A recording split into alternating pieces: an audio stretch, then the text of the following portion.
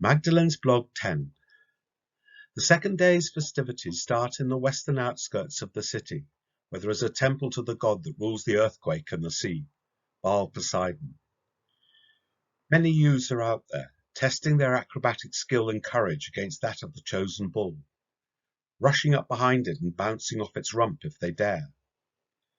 And as the animal whirls to confront the insult, others jump in from the other side. Not quite the feats of ancient Crete, and quite often there is a goring of one or other youth, but the excitement continues to grow stronger and deeper. Eventually, when the bull becomes sufficiently tired or confused, it will be brought to the ground by the use of ropes, and then sacrificed to the great god by the temple priests. Later, the triumphant young men will bring 2 parts of the dead animal to be the offering to the goddess, the head and loins.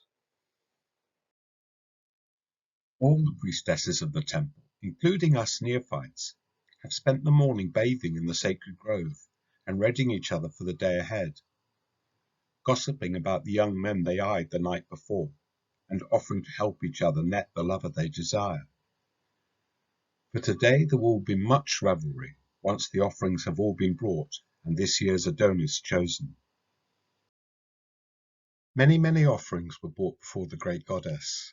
From the field, portions of grain and fruit and wine, and from householders small bottles of oil were the favoured offering, to be blended into the balms and potions of the priestesses' skilled designs, or used to make some tasty delicacy and resold again into the marketplace. Last of all came the offering of Adonis. One of the youths that brought the offering of the slaughtered bull would be chosen for the role. They could not tell who it might be, or what approach was likely to make their suit succeed. Only the high priestess knew, and she would say it was the goddess herself that made the choice.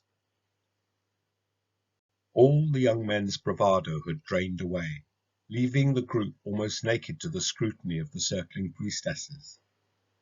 They met the inquiring glances as best they could, not knowing which was Astarte Bilal, for she had disguised herself for this special task, being hard for even us neophytes to distinguish.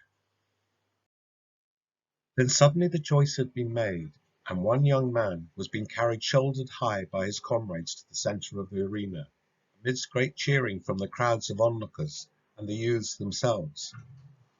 With him were brought the bull's head and loins, which were placed before the altar of the goddess and her sacrificial fire.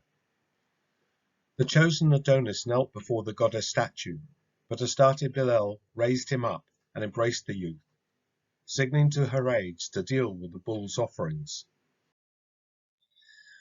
They took the head and fixed it by the horns to a pole that enabled them to lay it across the sacrificial fire. But before fixing it there, they expertly plucked, with short curved knives, the eyeballs from the shaggy head and placed them on the lowest step of the 3-tiered altar in a silver cup. Then they took the loins, cut into sections, and arranged them around a grid of iron that formed the lower ring of the fire. Once this was done, the moment arrived for the Adonis to perform his trickiest task. He had been armed with a sharp short sword, given him by Astarte Bilal, and whilst the other priestesses tilted the bull's head back to present its under neck, he had to cut out the great tongue which had been roasting over the top of the fire. A tough task in front of all the crowd, but one helped by the earlier preparation of the head by Poseidon's priests. Confidently, the youth pushed his sword into the animal's open neck, and after just a couple of slicing cuts, was able to pull out the bull's great long tongue. Again, great cheers went up in the crowd as Adonis raised high his trophy before placing it on a copper salver held out by Astarte Bilal. This she laid on the second tier of the goddess's altar. On the topmost level of the altar there was inset a shallow golden bowl, and now the moment had arrived for Astarte Bilal to complete the magic rite and offering. 2 doves were held out by her priestess aides, and she received their offering, one in each hand. Raising them high to either side, she propelled one dove up into the sky in a noisy fluttering of wings. The crowd watched hard. In that brief moment, a small curved silver-handled knife appeared in her emptied hand, and with one quick motion she cut the neck of the other dove and laid the bird on top of the altar, holding it there as the blood drained into the golden dish from its severed neck, and its wings flapped feebly. It was a moment of awed hush. Once again the goddess had shown her rule over life and death. Adonis led the cry that was taken up by the crowd.